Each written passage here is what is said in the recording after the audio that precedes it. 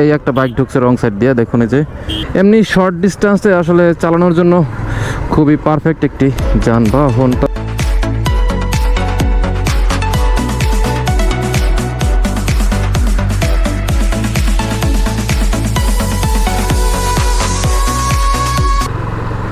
দেখতে দেখতে শীত চলে যাচ্ছে আর আরামের দিনও শেষ হয়ে যাচ্ছে আমাদের এই বাইকারদের জন্য।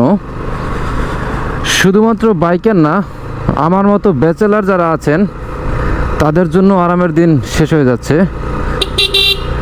আসলে ব্যাচেলারদের শীতের দিনেও আরাম আবার কষ্ট দুইটাই আছে।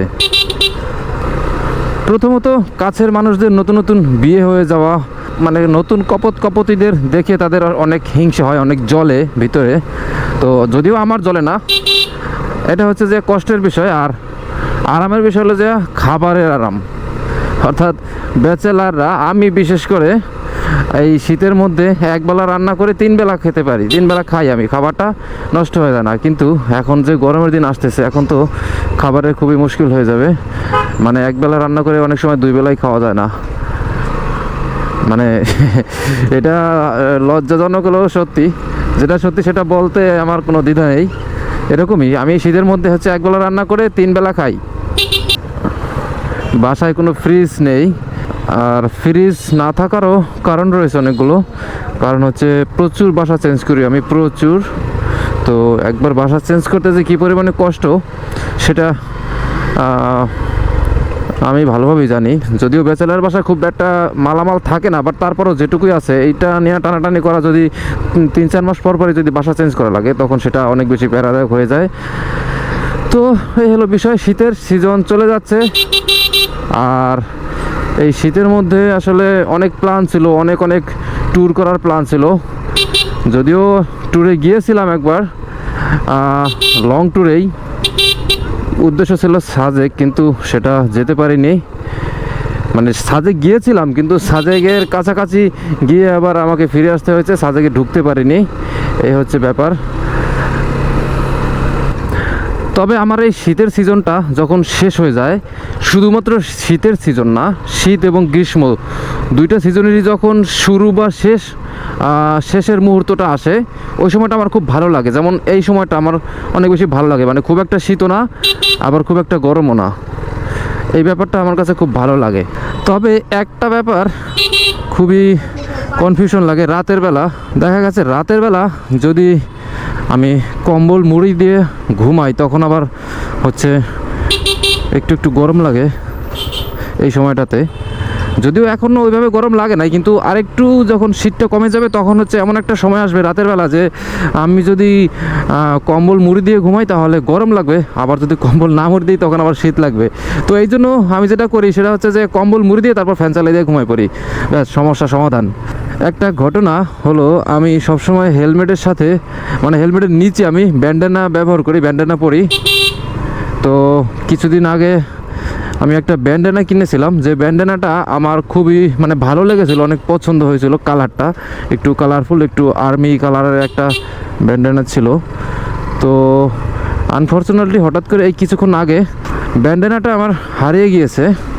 আমি যখন হচ্ছে কিছুক্ষণ আগে আমি ডিউটি থেকে বের হলাম মাত্র, আর আপনাদের সাথে কথা বলতে বলতে তার মাঝখানে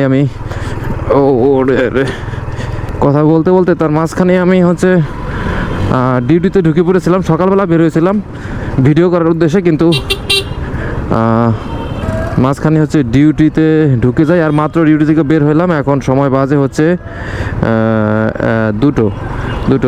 তবে এখন একটা ব্যান্ডেনা কিনতে হবে, দেখি সামনে একটা ব্যান্ডেনা পাই কিনা। অফিস থেকে আমার ব্যান্ডেনাটা হারিয়ে গিয়েছে। ভাই ব্যান্ডেনা আছে?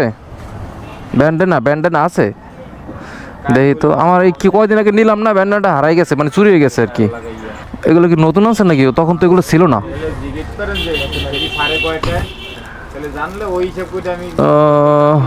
ওই যে এটা দেখি, এটা মাঝখানেটা।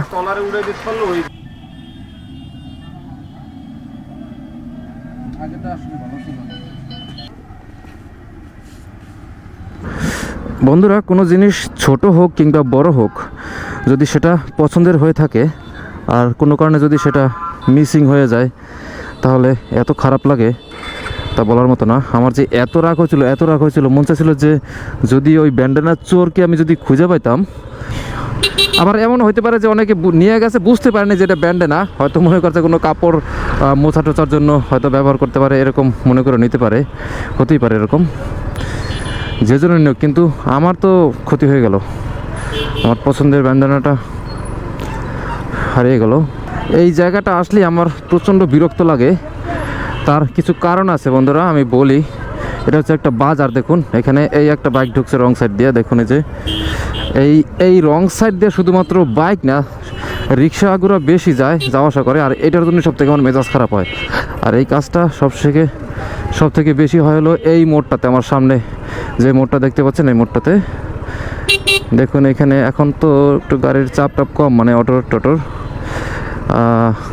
বাট এইখান দিয়ে ম্যাক্সিমাম টাইমই হচ্ছে রিক্সাগুলো সবসময় উল্টা পাশ দিয়ে ঢুকাই দেয়। আর এটার জন্য সমস্যা হয় যে সঠিক আসলে নিয়ম মেনে বাইক রাইড করে, বা সে যে যানবাহনটাই চালাক না কেন সেটা যখন সে নিয়ম মেনে চালায় তখন তার সমস্যা হয়। যারা আসলে রং সাইড দিয়ে ঢুকে দেয় তাদের জন্য।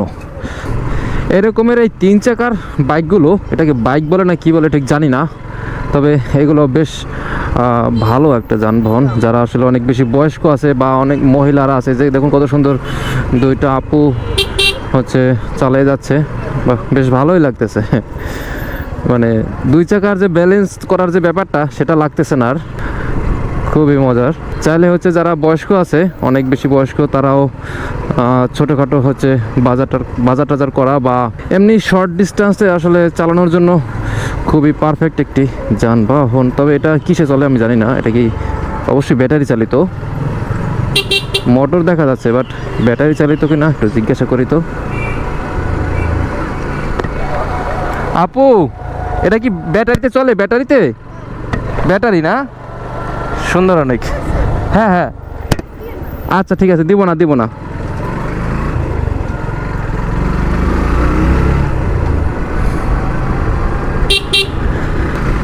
তো আপু আসলে সে ভিডিওতে থাকতে চাচ্ছে না,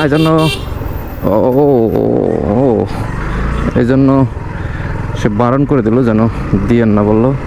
এই হলো ব্যাপার বন্ধুরা, আমি বাসার কাছাকাছি চলে এসেছি। আর এখন অনেক বেশি গরম লাগতেছে, মানে মনেই হয় না যে এখন শীতের সিজন। এই বাংলা কী মাস চলতেছে ঠিক জানি না, তবে যে মাসই চলুক এই সময়টাই আমার একটু ভালো লাগে। শীতের শুরু এবং বা গরমের শুরু এরকমের, মানে একটা ফিল হচ্ছে কেমন যেন যে গ্রীষ্মের সিজন চলে এসেছে। তো ঠিক আছে বন্ধুরা, আজকের ভিডিওটি এখানেই শেষ করে দিচ্ছি।